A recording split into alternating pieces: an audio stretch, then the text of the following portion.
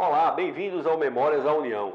Hoje temos o prazer de receber André Cananeia, que tem uma história muito interessante com a União e tem uma história muito interessante particular comigo, porque quando ele começou no jornalismo, eu era o editor do Jornal Norte e tinha sido aluno do pai dele aí no ginásio, né?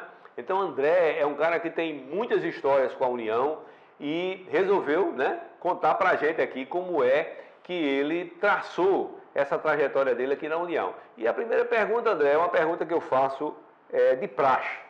Como é que seu caminho com a União se cruzou? Lula, são caminhos que se cruzam muito, né? Inclusive, talvez eu seja o mais novo entrevistado, já que a União tem tantos anos assim. E apesar desses cabelos brancos, né? E aí talvez eu seja realmente o caçula, assim como talvez eu tenha sido o editor, um dos mais recentes, digamos assim, né? Eu entrei aqui em janeiro de 2019, a convite de Naná 6, que tinha acabado de tomar posse como presidente da EPC. A EPC estava se formando naquele momento.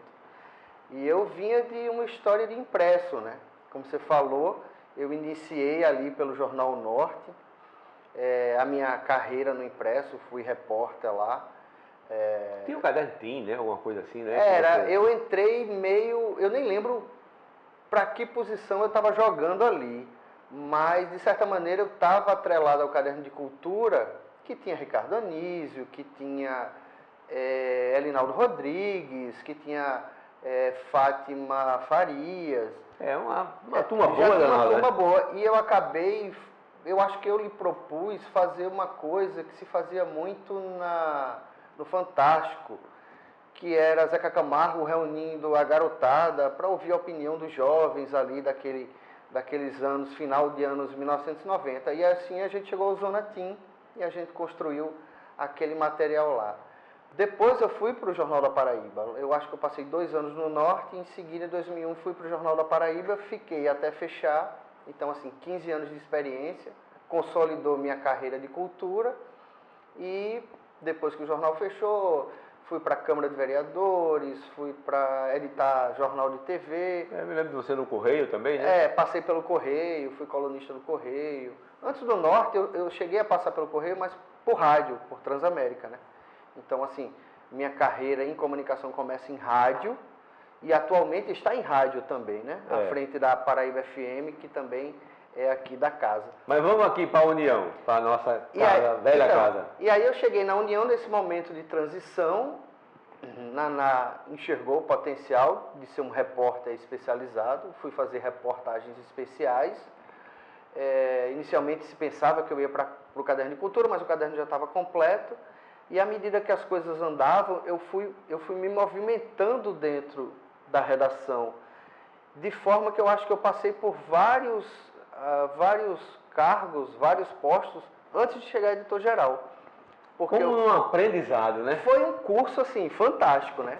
Coisa da União. Eu comecei como repórter, depois eu fui uma espécie de editor adjunto de política, junto com o Napoleão. A gente fechava ali o caderno de política. Depois vagou o caderno, né? O comando do caderno de cultura. E aí nada mais natural do que sondar para saber se eu gostaria de voltar para o mundo da cultura, né?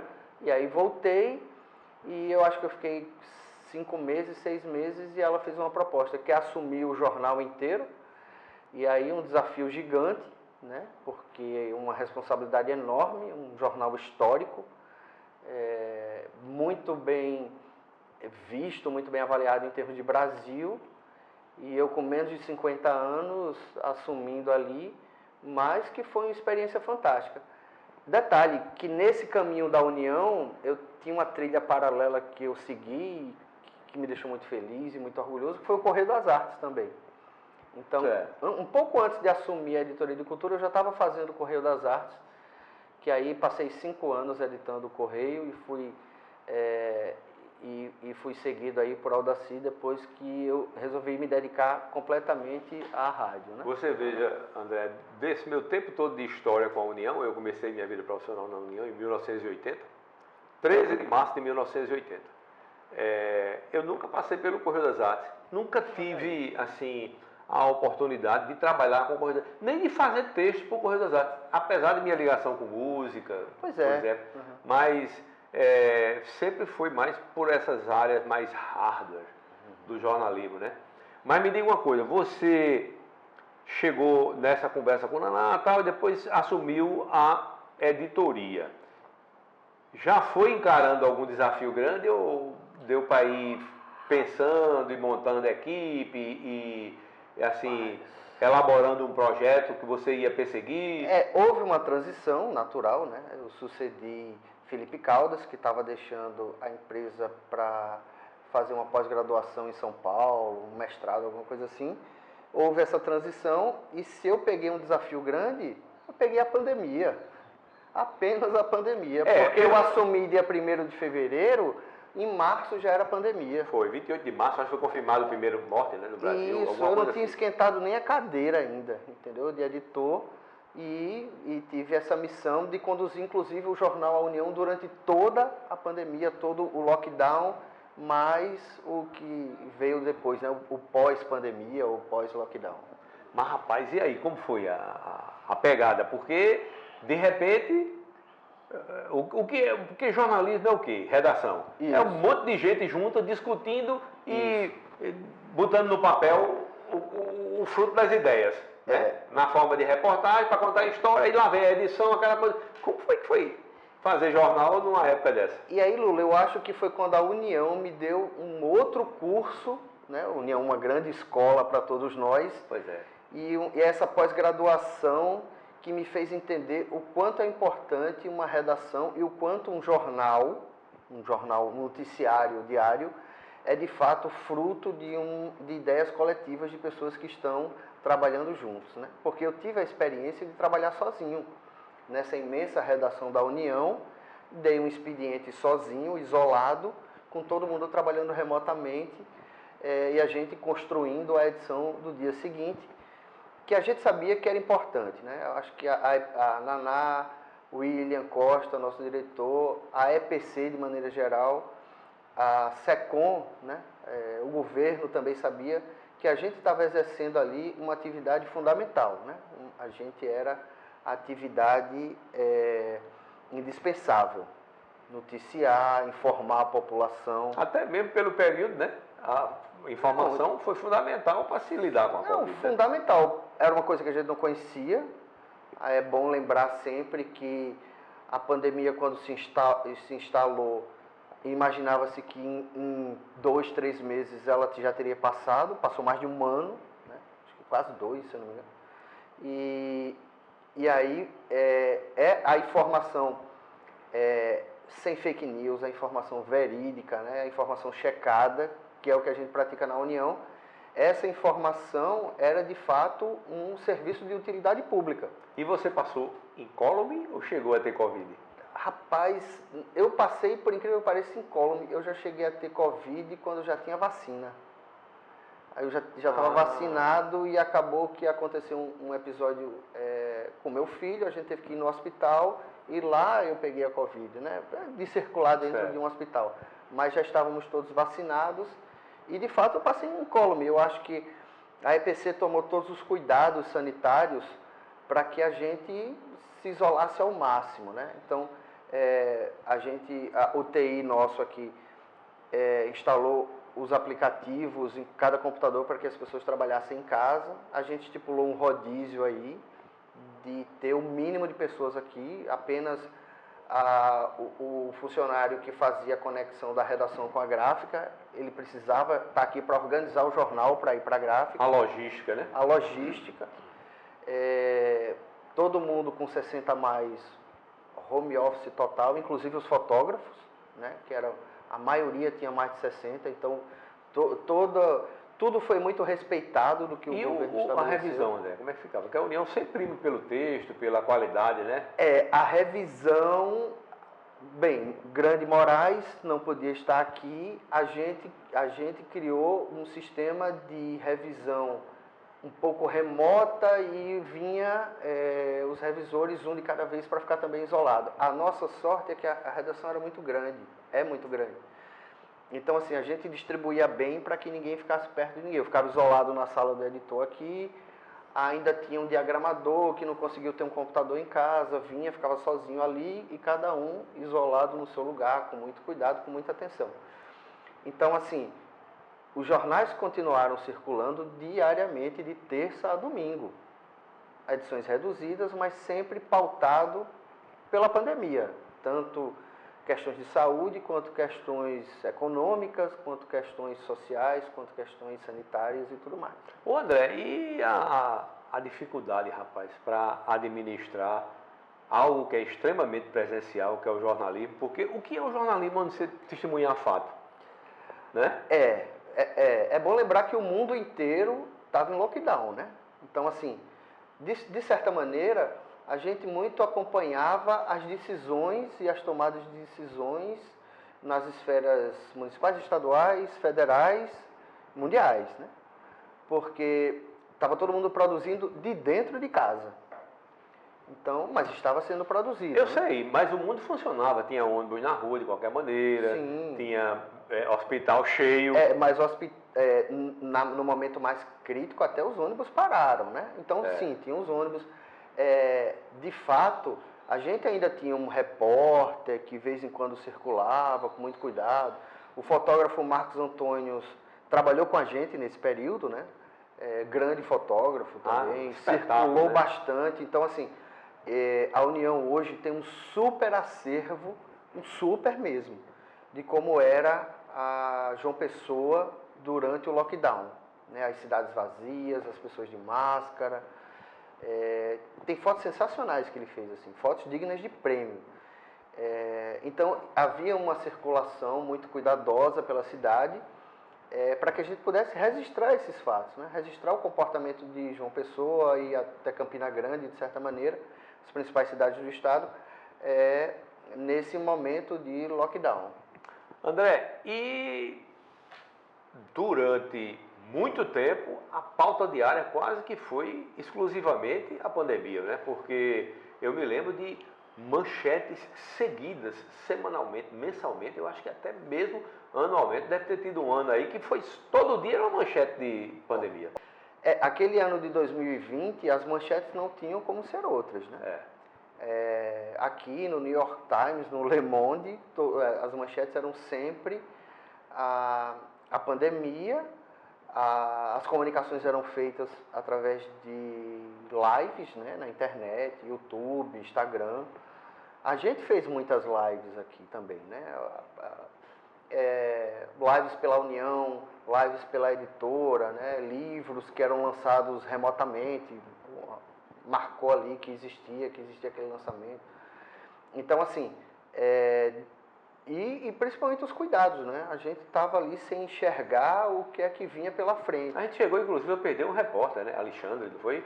Perdeu, que era o Alexandre do Correio, inclusive, né? Alexandre Nunes sucumbiu à Covid, ele estava trabalhando comigo no Correio das Artes e as notícias chegavam e a gente ficou muito abalado. É bom lembrar que em qualquer área de trabalho, né, em qualquer área de atividade, as pessoas estavam muito abaladas. A gente trabalhava... Foi uma novidade para todo mundo, né, André? Uma novidade ruim, né? Sim. Primeiro, você veja, o ser humano é gregário por natureza. Verdade. Vive junto. Não tem como você viver no isolamento. Depois, foi uma doença, um vírus, né, que provocava a doença, completamente desconhecido. Altamente contagioso. Exatamente. Né? E de uma capacidade de fazer o mal. Uma letalidade fora do comum. Você veja os números que ficaram na pandemia, né? No Brasil, quase 1 milhão de mortos. Isso. E aí você fica tenso, né? Porque há familiares, há amigos, repórteres, a pessoa adoeceu e aí vem toda uma tensão. E eu acho que a União, você inclusive fazia parte, eu me lembro disso quando eu cheguei aqui na União, no meu retorno, também aí a pandemia, mas a gente já estava trabalhando online, né? Assim, já estava todo mundo aqui na redação. Já estava presencial. Mas o que eu digo assim, é que a gente, rapaz, tinha aqui a comissão de acompanhamento, de Covid, aquela coisa, e era rigorosa. Eu me lembro de colegas que se sentiam bem, já se sentiam em condições de trabalhar, e a comissão exigia, traga o teste. Traga o teste, é verdade. Eu acho que o rigor era mais do que necessário naquela época, até porque, assim, vidas estavam em jogo, né? Teve uma abertura gradual, lenta, a gente começou com pouca gente, um rodízio, né? Até que tivesse tudo estabilizado e a gente voltar à vida... A vida normal, como a vida um pouco mais normal. André, e eu digo assim, a gente já tem uma ideia de como foi o sufoco, né? Digamos assim, do trabalho, mas assim, como foi que você conseguiu, de uma hora para outra, sair desse convívio que tem reunião de pauta, chefia de reportagem botando o carro na rua com o repórter, reunião com fotógrafo, reunião de pauta consolidada, edição, que tudo exige muita gente presente, né, na confecção, na produção do jornal, e de repente todo mundo remoto, sumiu do mapa. Olha, Lula, eu acho que a gente não conseguia nem pensar nessa transição, a gente só ia, só vai. Porque as coisas precisavam acontecer e a gente precisava tomar decisão. Agora a gente lembra-se, por exemplo, se não fosse na época em que aconteceu, praticamente não teríamos jornal, né? Porque se não tivesse essa viabilidade tecnológica que tem hoje de fazer em qualquer lugar. Os aliados aí foram o celular, né? E as reuniões por videochamada. Online, né? Como é que chama? E reuniões videochamadas, né? O tempo inteiro. O WhatsApp, né? Um programa de mensagem instantânea, que aí os grupos tinham que funcionar e tinham que funcionar bem, senão o jornal não saía. E de fato os aplicativos para que as pessoas pudessem fazer na União o jornal. Então assim, qual é a curiosidade disso aí? Então cada um levava uma tarefa para casa para fazer, e como é que entregava aqui para chegar? Não. A gente fazia o jornal, quem estava em casa estava trabalhando no computador da redação, remotamente. Então, aqui, eu tenho uma lembrança muito grande aqui de os computadores estarem funcionando sem ninguém presencial. Então, eram computadores fantasmas, digamos assim. Mas eram as pessoas que estavam em casa trabalhando nisso. Então, eles estavam trabalhando na rede interna do jornal. Me lembra as histórias de antigamente, André, do Telex, né, que era uma máquina que tinha, que você mandava mensagens remotamente para outro lugar, e era uma máquina que o custo dela era caríssimo, só quem tinha os correios no início, depois ele chegou à redação, e o Telex era acionado de longe, né? Aí quando alguém ia passar uma mensagem, aí ele começava a funcionar. E dizia que chegou um contínuo novo à União, não sabia, de noite, depois que todo mundo tinha ido embora, ele começou a fazer a limpeza para no outro dia a redação funcionar, e a máquina começou a funcionar. E ele saiu correndo, e aí não sei o que, no outro dia ele contando as histórias na redação, e alguém disse, isso foi a véia do Telex. Você dizendo que os computadores tudo funcionando sem ninguém. Quer dizer, precisou de alguém ligar somente, né? Os computadores, eu acho que não lembro, Tereza não vinha, mas vinha alguém, ligava os computadores para que as pessoas pudessem trabalhar. Acho que um diagramador mais jovem e tal, ficava sozinho e responsável por ligar os computadores para que as pessoas trabalhassem remotamente. Quer dizer, André, que você chegou, não deu nem para implantar um projeto de editoria, dizer, vamos focar no factual, vamos focar na opinião, vamos trabalhar no governo, nada. Foi pau, logo na cabeça. Porque eu lembro de quando ter assumido a Covid, a notícia da Covid já era muito forte por conta de novembro, né, quando saiu o primeiro caso. Então, tem uma lembrança muito forte minha, logo no comecinho ali, março, né? Acho que quando saiu o primeiro caso, Primeira morte, né? É a primeira morte, na verdade. Pois é. E aí eu estava sentado na sala, ouvindo o Jornal Nacional, né? E aí, confirmada a primeira morte, e veio um... Sabe assim, lembra aquele filme Tubarão, que ele dá aquele zoom ao contrário? Que ele aprendeu, Steven Spielberg aprendeu com Hitchcock, né? Ele dá aquele zoom que a pessoa... Ele afasta a câmera e a pessoa afasta ao mesmo tempo. Assim. Na minha cabeça, rolou aquilo ali pensando assim... Rapaz, isso é tão surreal que eu acho que não está acontecendo. Já era minha sanidade mental meio que se preparando para a avalanche que veria ali, né? Que iria aparecer na sequência. Então, de fato, não deu tempo, né? Vários projetos que estavam engatilhados tiveram que ser suspensos para poder... Eu acho que foi em novembro, foi a primeira morte no mundo, né? A confirmação na China. Em março, acho que 28 de março de 2020, a primeira aqui no Brasil, né?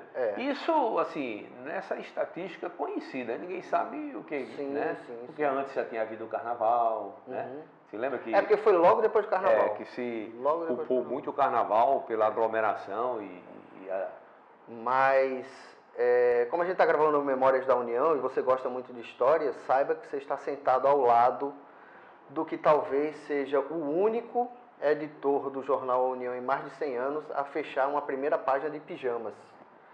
Porque em algum momento eu também estive remoto fechando a primeira página na minha casa e estava de pijamas. E eu adoro contar essa história, Naná ri muito quando eu conto essa história. Eu disse, Naná, eu entro para a história... E olha que você é quase da geração do banana de pijama, né? Tava todo mundo usando pijama, tava todo mundo em casa, relaxado. Rapaz, mas foi, realmente eu me lembro desse período e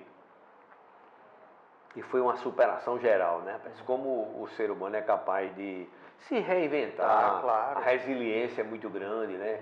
A força da vida. E a gente teve que aprender naquela época, a gente teve que aprender muita coisa. Mas você falou ainda em projetos, mas, por exemplo, a gente implantou a editoria de economia, que não tinha chegado ainda. Então, eu entrei na Navio com a proposta e a gente começou a implantar. A gente também trouxe uma gama de outros colunistas na época. Kleber Moe, por exemplo, começou a escrever, eu estava iniciando na editoria. Então, assim, algumas coisas ainda aconteceram. Você, obviamente que na sua vida profissional foi preparado para isso, mas você tinha muito a marca da cultura, ainda hoje tem a marca da cultura na sua produção jornalística. Como foi, de repente, você sair de algo tão especializado que exige um conhecimento muito grande, porque o cara fazer cultura e não saber onde fica um dó na clave de sol, né, vai ficar perdido em algum momento. Fazer cultura e não saber o que é uma aquarela, o que é uma tinta óleo, o que é um acrílico, né?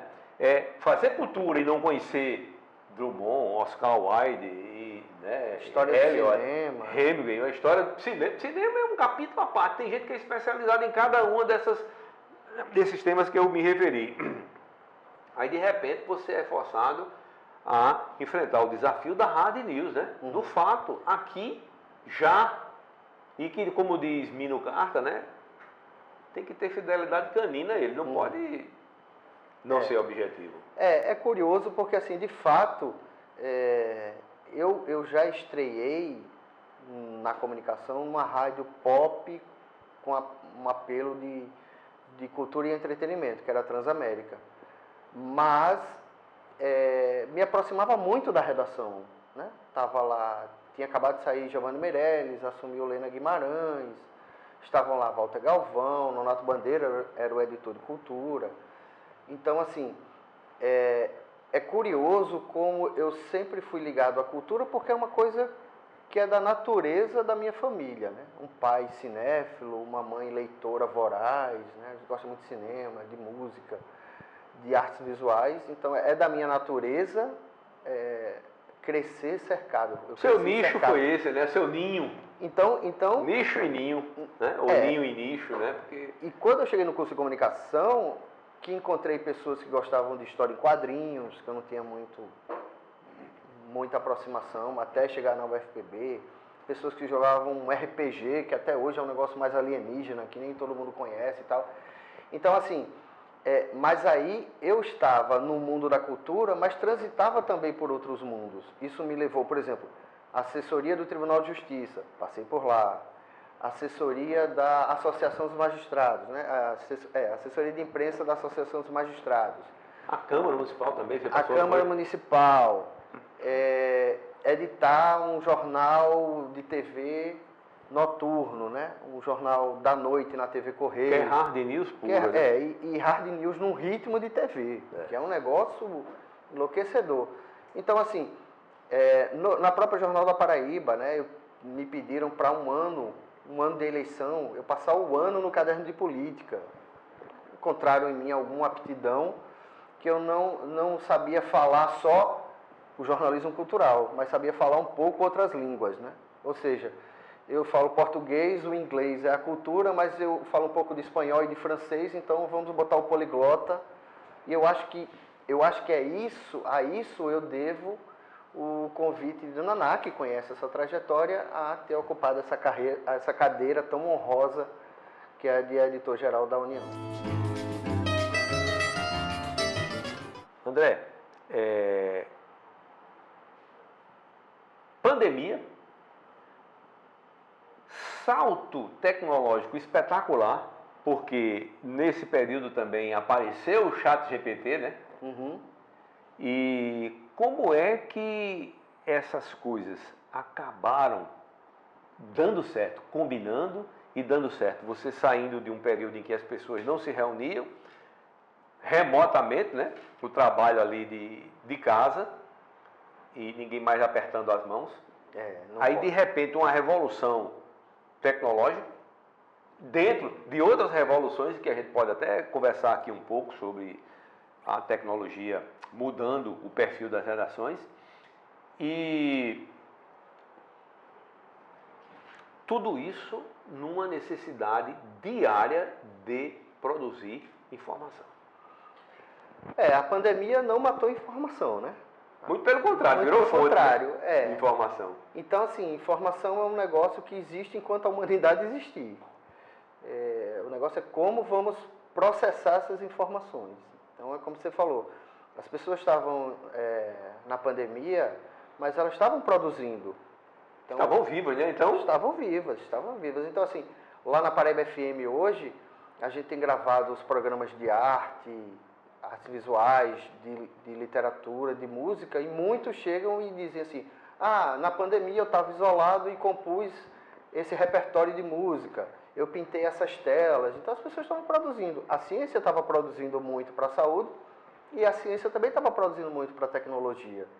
Então, assim, os estudos de tecnologia não pararam. E aí as pessoas estavam acelerando ainda mais a tecnologia, porque a gente ficou dependente dela para pedir um almoço, para fazer uma compra, as compras de casa, né? Você para trabalhar, você mesmo citou que os computadores todos ligados, funcionando, e as pessoas de casa. Por quê? Porque um aplicativo ou um programa, sei lá, chamem como quiser, porque parece que chama programa quando é para o computador, e aplicativo como celular. Né? É um programa, né? Mas um programa que de casa você acionava o computador da redação e que isso não seria possível talvez alguns meses antes.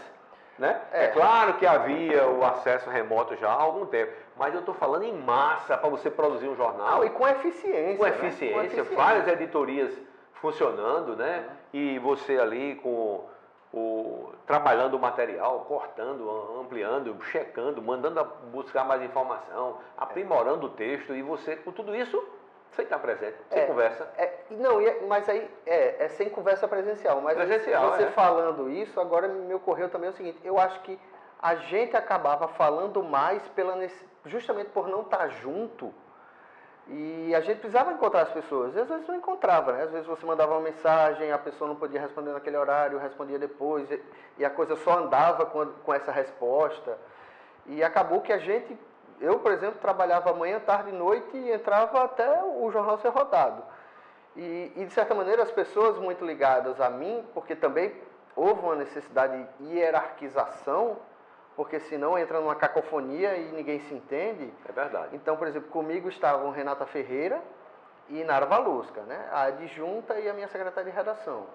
E Tereza, acho que Tereza, não lembro se estava afastada ou se já era Clóvis, e agora eu não lembro mais, porque Tereza já tinha 60. Não, acho que Tereza também, porque estava remoto. Então, assim, as coisas andavam muito com esse núcleo, e esse núcleo demandava para repórter, para fotógrafo, né? Mas se conversava muito para chegar a um denominador. E assim, você quando está junto do repórter, por exemplo, e você dá uma contra-orientação a ele, às vezes não olhar, às vezes não tá joia, resolvido. Lá não, você tem que pegar o telefone, pedir para a pessoa ler o texto, fazer as alterações. Mandar, né? Chegava o texto, aí, e-mail, não é bem aqui, não é bem isso, volta, vai, até sair o jornal. Ô André, jornalismo sempre esteve ligado à tecnologia. Você vê aí na história mundial, o telex, os teletipos com as informações internacionais, a radiofoto, a telefoto, né? Aí chegou a internet e a informação passou a ser online, né? Em tempo real, não é verdade? E aí você está nessa transição. É claro que já vinha, a redação já estava informatizada, você não recebia mais foto por um aparelho deste tamanho, né? Aquela radiofoto, várias lâminas, se fosse a cores e tal, e sempre com uma ou outra interferência que acabavam diminuindo a qualidade. Hoje tudo online. Na hora, na palma da mão. Você baixa um filme em casa, quanto mais uma foto para utilizar. Eu estou querendo perguntar isso a vocês, porque você sempre foi uma pessoa ligada à tecnologia, desde muito cedo, desde que começou no jornal. Acho que você já é da cara que quase nasceu com o celular na mão. Mas mesmo assim foi um choque, né? Rapaz, Lula, eu acho que eu sou de uma geração, eu sou de 75, né? Então eu sou de uma geração que cresceu no mundo analógico, passou a adolescência no mundo analógico, mas o começo da vida adulta já foi o início da tecnologia digital. Eu peguei vários começos de tecnologia, várias iniciativas, muitas nem vingaram. É muito curioso, meu filho tinha 10 anos, quando perguntou assim, papai, com quantos anos você ganhou seu celular? Eu disse, meu filho, eu tinha 23 quando eu, com meu salário, comprei o celular que tinha acabado de chegar. Era uma coisa nova, ele nasce nesse universo digital, eu não, eu nasci no analógico. E é muito curioso, eu estava fazendo estava conversando com um amigo e eu dizia o seguinte, até a internet começou aqui em 97, foi quando eu lembro de ter uma conversa com um amigo que chegou e disse, rapaz, eu já li o New York Times. No tempo que a gente demorava 2 dias para pegar o New York Times ali naquela banca do ponto de 100 réis. Avenida Del Mar. Na Avenida Del Mar, 2 dias depois chegava o New York Times de papel, né? Ele disse, rapaz, eu li o jornal New York Times hoje, ele estava feliz da vida, porque a internet tinha feito isso. Eu estou falando de uma internet que as pessoas nem conhecem hoje. Tem gerações inteiras que não sabem o que é essa web 1.0. O barulhinho do modem. Do modem. Então, assim, antes de 97 e até 98, 99, a gente acordava ouvindo rádio para saber as notícias do dia e a gente ia para o mundo. Na hora do almoço ligava ali, TV, essas coisas, assistia o jornal. Quem tinha tempo assistia o jornal, se inteirava do que tinha acontecido de manhã e quando chegava a noite, os telejornais da noite davam o resumão do dia. Nossa, a vida funcionava assim. E no outro dia o impresso. E no outro dia o impresso cobrindo o que nem a TV chegava, porque o impresso foi entendendo com a chegada da TV que precisava entregar um outro conteúdo. Mais analítico, mais estatístico. Então, assim, você tinha um conjunto de informação pautada por 3 momentos, né, do impresso e o rádio pela manhã, o jornal, o rádio e a TV à tarde e a TV isolada à noite, cobrindo o dia inteiro. Hoje, você tem as coisas em tempo real.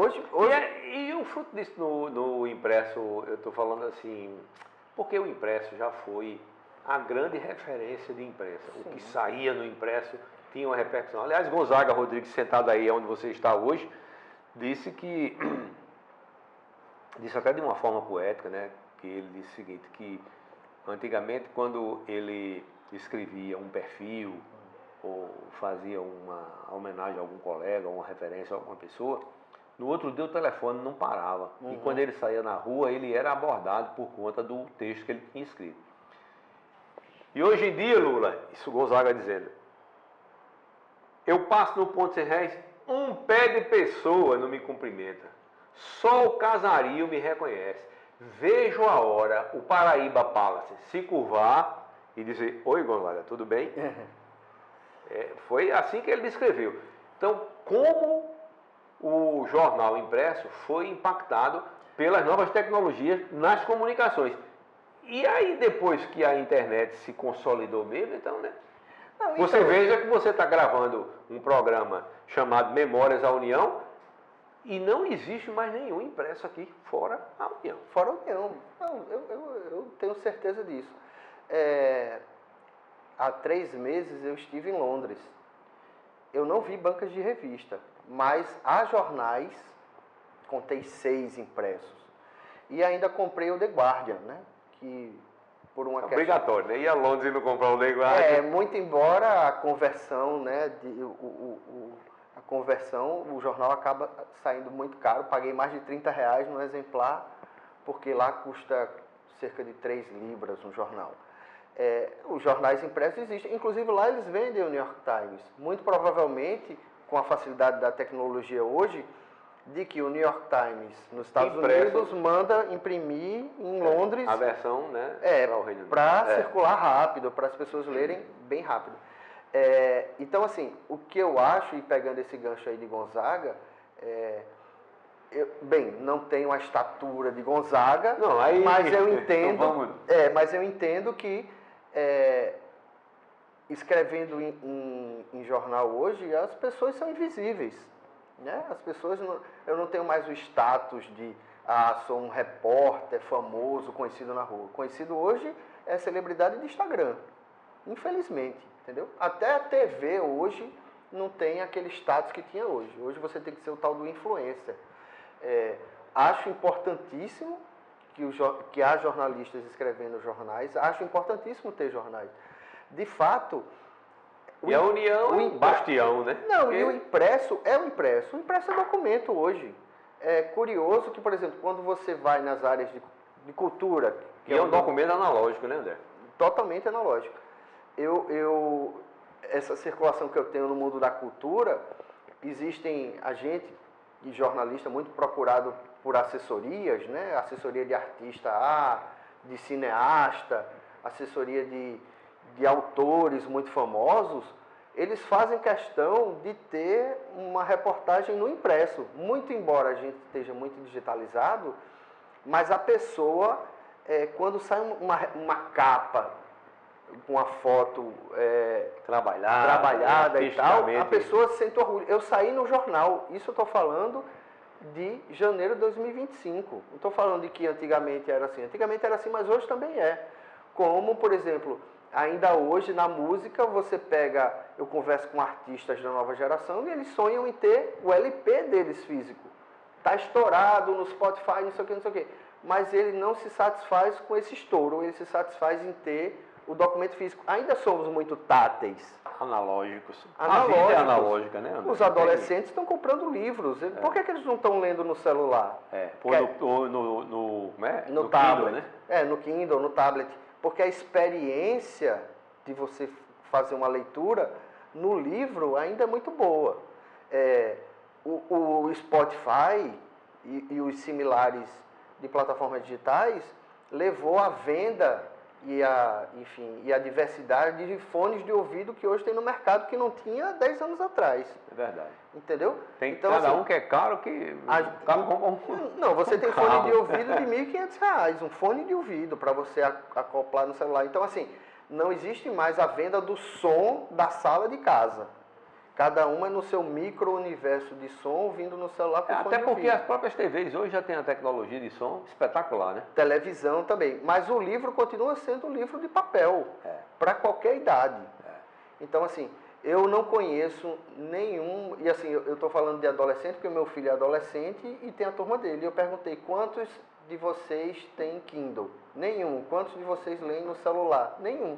Eu só conheço adulto maduro que lê no Kindle. A nova geração eu não conheço ainda, eles leem no papel.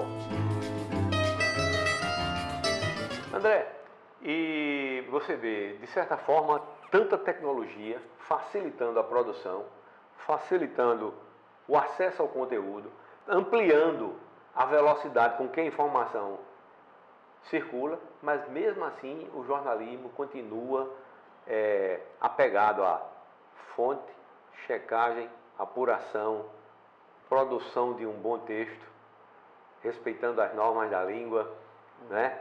Respeitando a criatividade. Quer dizer, apesar de tanta tecnologia, de tanta digitalização analógica. E aqui na União isso é assim, salta aos olhos, né? Tem uma coisa que é muito boa na União, como é no The Guardian, como é no New York Times. É o fôlego das reportagens que a mídia eletrônica não alcança. Então, eu abro o The Guardian, tem 4 páginas de uma reportagem longa sobre um assunto que nem está na pauta do dia, porque os portais hoje, pelo ineditismo, né, pelo imediatismo, melhor dizendo, das notícias, eles focam no que acontece hoje, em tempo real, ou real time, mas era uma reportagem imensa sobre uma moça que vivia no campo, enfim, não lembro direito. O papel, o impresso hoje tem a seu favor a pessoa que quer imergir numa história. É toda uma questão de imersão, né, hoje em dia. Se você está lendo um livro de papel, você está lendo de papel porque você consegue uma imersão melhor naquele livro do que no celular, que aparece a notificação, aí você se distrai com mais facilidade. Você lê notícia no celular, você lê rápido porque muitos fatores se distraem. Mas se você quer conhecer uma história, se você quer uma história social, uma história econômica, uma história de cultura, o impresso, de certa maneira, predispõe aquela pessoa que ela quer imergir nessas histórias. Então, a União faz bem quando ela realmente para contar essas histórias, porque o leitor, quando abre o jornal, ele quer mergulhar nessas histórias. Acho que a União já percebeu isso, o New York Times percebeu, então todos os grandes jornais têm feito isso. E, aliás, que ninguém faz. Aliás, você pode ver, isso de certa forma sempre foi uma característica da União. Por quê? Porque a União, ela sempre teve muitas limitações. As limitações, por exemplo, de ser um porta-voz do governo, né? As limitações de, por ser porta-voz do governo, muitos olhos vigiando, né? Às vezes você não desagrada o governador, digamos assim, mas desagrada um subalterno que acha que aquilo não deveria ter sido abordado, ou daquela forma, ou... Enfim, a gente sabe que ao longo da história há muitos casos assim em a União. E há casos históricos de erros terríveis. A história de Orlando, que foi dito que era o presidente, quando na verdade era Ernesto, o incidente do Gulliver, né? Também, como foi tratado. Mas a União sempre fez uma opção maior por cultura, por contar histórias que dizem respeito mais diretamente às pessoas do que esse apego ao rame-rame da política, né? O detalhe do crime, que você vê que os jornais investiam muito nisso, tinha páginas policiais, os jornais, páginas políticas, cadernos políticos, né? E a União sempre foi muito sóbria nessas coberturas do Hard News e muito mais, digamos assim, avançada na cobertura cultural. E na cobertura das memórias, né? A gente tem uma história que precisa ser contada, em que os portais, por exemplo, não têm tempo de olhar e registrar. A União tem feito isso bem, os cadernos, o caderno Almanac, por exemplo, com uma página de memória, o próprio caderno de cultura, as colunas, né? A gente tem um time de colunistas que não tem lugar nenhum na Paraíba, entendeu? Então, assim, é curioso que mesmo com as limitações, a União consegue ter esse olhar de resgatar a história da Paraíba, mostrar o que foi feito, mostrar para as novas gerações, para as atuais gerações, sempre lembrando a nossa própria história. Os portais não têm interesse, não tem equipe, não tem pessoal, não tem até predisposição para isso. Eu falo dos portais do noticiário, né? Certo. Os portais do noticiário. Até porque, você veja, geralmente, como é uma coisa altamente tecnológica, o portal, é muita gente jovem que não tem ainda nenhum interesse pela história que... Tem esse problema, tem o tal do caça-clique, né? Você hoje tem nos portais uma linguagem de tecnologia que você precisa ter palavras-chave para que seu site alcance um número tal para poder ser ranqueado no Google, para poder ser visto. Então, quando você coloca isso monetizado, gerar recurso, etc, etc. Quando você condiciona a notícia, o processamento da notícia a esses parâmetros, obviamente você vai deixar um monte de coisa de lado. Nesse aspecto a União não compete. Então a União faz o que tem que ser feito e bem feito. Então assim, isso é uma grande vantagem. Dessa perspectiva histórica do que a União representa hoje, pelo que ela já fez ao longo de 132 anos, né, de existência, o que é que você avaliaria como sendo um diferencial, assim, que transformou uma iniciativa de imprensa oficial, de tal, numa referência cultural, num patrimônio, né, para a sociedade? Eu acho que eu vou começar voltando um pouquinho a essa história da pandemia. O que é que a União estava fazendo durante a pandemia, cobrindo uma pandemia que a cada minuto tinha uma informação diferente e que estava os portais todos cobrindo TV e rádio. Onde é que o impresso entra nessa narrativa aí? Eu falava o tempo inteiro para as pessoas aqui, gente, a gente está escrevendo a história da pandemia na Paraíba. Tenham cuidado com o texto, tenham cuidado com a informação. Porque enquanto muitos portais ouviam o galo cantar e já publicava qualquer coisa, a gente tinha um dia inteiro de processamento para ter a fonte correta. O que é que isso vai acontecer em 30, 50 anos? Eu quero escrever um livro, eu quero contar a história da pandemia na Paraíba. A fonte confiável é o Jornal União, que está, inclusive, cronologicamente registrado. Ele não tem que fazer aquela busca no portal e saber qual é a notícia que vem antes de outra e tal. Cronologicamente, diariamente, você vai passando o Jornal União e você vai vendo as coisas acontecendo. A gente, inclusive, colocou na capa um contador de número de infectados, número de mortes, porque se você passar rápido, você tem uma timeline ali de o que aconteceu em números na pandemia. Então, esse tipo de legado que a União deixa, falando de cultura, né? A gente é a única empresa que tem um caderno de cultura com equipe especializada em cultura. Para produzir informação cultural. Para produzir informação cultural. O resto é copia da União no outro dia. Com certeza, entendeu? Por incrível que pareça, né? Com certeza. E assim a gente tem... Não pauta a União, é pautado pela União. Pela União. O Correio das Artes é um exemplo, né? Cansei de ver, inclusive, nossas reportagens de capa sendo desdobradas na TV, no rádio. Cansei de ver. Ainda hoje a gente vê isso. O jornal pauta todo mundo no outro dia, ou então é copiado. Porque você ter uma equipe especializada numa coisa, claro que você vai entregar muito melhor essa proposta, esse projeto, essa matéria, do que a maioria que são repórteres generalistas, né? Então, assim, esse legado de especialização, esse legado de cuidado, só a União tem e é o que ele deixa aí. Não é à toa que é a escola, né? Não é à toa que é a escola. Ô André, eu me lembro também que foi durante a sua gestão que algumas revoluçõezinhas tecnológicas que muito ligadas à internet ocorreram e que a gente depois começa a conviver e se esquece. Mas, por exemplo, QR Code. Foi você que instalou o QR Code, né? Para dizer assim, ó, se você quiser mais uma informação mais detalhada, ampliar a pesquisa além do que o jornal está oferecendo, clica aqui. Bem, você falou ainda agora, eu sempre fui um grande entusiasta da tecnologia e E aí quando eu cheguei, eu falei assim, bem, o QR Code existe, ele não estava nem nos celulares ainda, né? Você tinha que baixar o aplicativo. Hoje é nativo dos celulares você ter o QR Code. Basta apontar a câmera e ele já reconhece e tal. Então eu disse assim, eu trouxe a proposta para a Naná e para o William. Vamos colocar o QR Code no Correio das Artes? Porque naquela época eu ainda era só o Correio das Artes.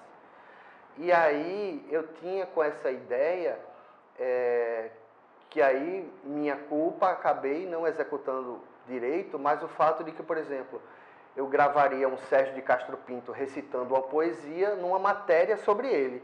Pegue seu celular, clique aqui e veja, porque isso, no infinito, lá no futuro, não sei como é que vai ser conduzido os armazenamentos, mas você pega a revista daqui a 10 anos, você vai dizer, nossa, Sérgio de Castro Pinto aqui está recitando em áudio e vídeo. Imagina se tivesse isso com Augusto dos Anjos, a gente poder vê-lo de viva voz recitar seu próprio texto. Então, o que me norteou no uso do QR Code foi isso. E, de fato, foi muito disseminado no mundo inteiro. Você chega em qualquer país hoje, aponta seu QR Code e veja o menu, né, do restaurante. O QR Code e compre o ingresso aqui do show. Tá lá faça seu check-in. O check-in com QR Code. Então, assim... de fato, o QR Code eu trouxe, e claro, quando eu estou no Caderno de Cultura, eu também puxo o QR Code, quando eu estou na Editoria Geral, eu sempre digo, gente... Pois é, o Memórias da União, você bota lá, tem QR Code, remete imediatamente para a página da internet, onde está a entrevista completa. E é assim que tem que ser, né? André, a gente já está entrando aqui nos finalmente, como diria Odorico Paraguaçu, né? E eu sempre faço também uma pergunta de encerramento, que é se a gente esqueceu de alguma coisa, de abordar algum tema que você gostaria de falar e, sei lá, algum projeto que você não conseguiu implantar porque não houve tempo hábil, porque houve surpresas, né? Chegou, a pandemia pegou, imagine aí, né? A pandemia, eu tenho a impressão que foi um ano de manchete, ou mais. Foi. Não, eu acho que no ano seguinte a gente ainda falava muito de pandemia, não com a mesma intensidade enquanto a gente... Porque, na verdade, assim, a pandemia demorou mais tempo que o lockdown. Isso é fato. É fato. No lockdown, realmente foi a fase pior da pandemia e, de fato, era manchete todo dia. Mas, claro, à medida que o mundo foi voltando ao normal, a gente também foi seguindo o fluxo normal de notícia e coisa e tal. Mas tinha, voltando aqui ao raciocínio da pergunta anterior, tem alguma coisa que você gostaria de ter abordado, que a gente passou batido, por exemplo, sei lá, um projeto aí que você não conseguiu, e agora está... Não, porque justamente isso, assim, eu acabei passando, acho que 3 anos, eu acho, na Editoria Geral. Convidou justamente para ir para a rádio, para fundar a Paraíba FM, para dar uma cara à Paraíba FM, ela era fruto da migração da Tabajara M para um canal FM, então já tinha esse nome, Paraíba FM, há muito tempo, mas ninguém chegava a um consenso em relação à cara, e ela achou que a expertise que eu tenho em cultura iria agregar a rádio, e a rádio tem dado muito certo, graças a Deus. Então, assim, esses 3 anos e pouquinho que eu tive aqui, de fato, assim, a pandemia pesou, né, para a gente conseguir pensar em algo mais, mas fico feliz em ter trazido o QR Code, como você falou, né, ter deixado essa marca, Caderno de Uma marca de muita organização também, né? Você é muito, como é que se diz, perfeccionista e gosta de tudo muito organizado, de tudo muito bem definido, né? Para não ter surpresa. Claro, né? Claro. Eu passo bem o olho, né? Para evitar essas surpresas. E o fato de eu ter trabalhado em conjunto tão bem, né? De eu ter conseguido abraçar uma equipe que eu acho fenomenal e ter sido abraçado por ela. Alguma lição assim que você destaca da União, desse trabalho? Você, além de ter enfrentado o desafio de editar um jornal, que não é fácil, editar um jornal que tem a tradição da União, 132 anos, e de enfrentar um período tão difícil para a humanidade, não é, né? Porque faltou, estava sem editor, estava sem repórter, você teve que se desdobrar para fazer o trabalho de jornalista. Mas, como foi o caso da pandemia, né? Foi um período, né? A lição é essa aí que você falou, entendeu? De fato, assim, ocupar um lugar de editor e conseguir produzir aí algo em torno de 700 edições, talvez, né? Ter meu nome responsável por 700 edições, a arte, o ensinamento de aprender a fazer essa tal de arte de fazer um jornal diário, já é a grande lição, né? O fazer no ritmo da pandemia é uma lição número 2, que eu acho que no fim das contas eu perdi qualquer tipo de medo de qualquer desafio profissional depois do que eu passei aqui. Acabou que esse período na Editoria Geral da União é o divisor de águas.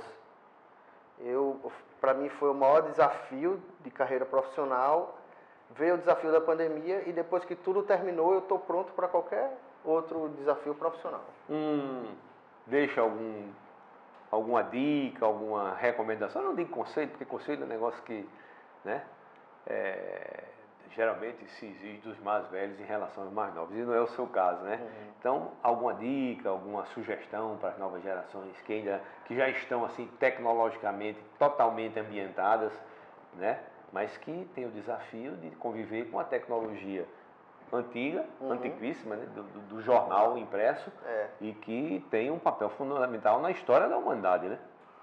No caso da União, então nem se fala, porque a União é história da Paraíba, história do Brasil e história do mundo nos últimos 132 anos. Se a imprensa oficial chegou no Brasil em 1808, a União de 1893, né? Você veja, a União cobriu quase tudo. Da chegada da família real para cá.